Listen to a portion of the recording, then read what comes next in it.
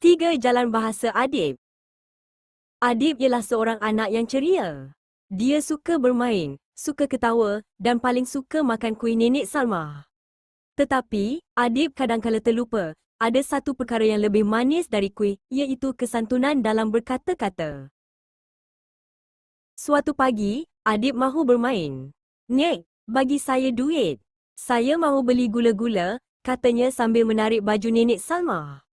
Nenek Salma tersenyum, tetapi hatinya sedikit sayu.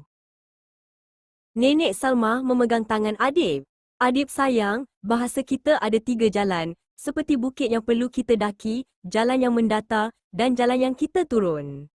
Nenek memanggilnya bahasa mendaki, mendatar, dan menurun. Bahasa mendaki kita gunakan untuk orang yang lebih tua, seperti nenek, guru, atau ayah dan ibu.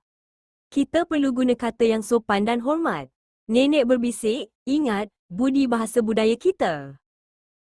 Adib mencuba. Dia kembali ke dapur. "Nenek Salmah yang dikasihi, bolehkah Adib meminta sepotong kuih dengan izin nenek?" Nenek Salmah ketawa gembira. Sudah tentu, cucu nenek yang sopan.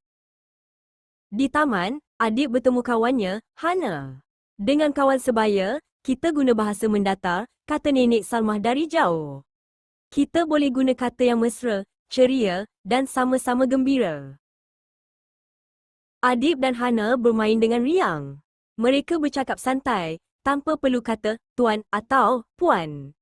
Adib teringat pantun, jalan-jalan ke Pekanbaru, beli mainan warna ungu. Bahasa baik dapat teman baru, hati riang takkan jemu. Kemudian, datang sepupu Adib yang kecil, Daniel, yang baru berumur 3 tahun. Daniel menangis kerana patungnya jatuh. "Untuk yang lebih muda, kita guna bahasa menurun," nenek berpesan. "Perlu sabar dan bercakap dengan lembut." Adib segera melutut. "Adik Daniel, jangan menangis. Mari abang tolong ambilkan patung itu, perlahan-lahannya." Adib bercakap dengan suara selembut air mengalir. Bahasa menurun penuh dengan kasih sayang. Adib tersenyum puas. Dia sudah faham. Bahasa mendaki untuk hormat, mendatar untuk mesra, dan menurun untuk kasih sayang. Setiap orang berhak mendapat bahasa yang paling manis, kerana budi bahasa cerminan hati.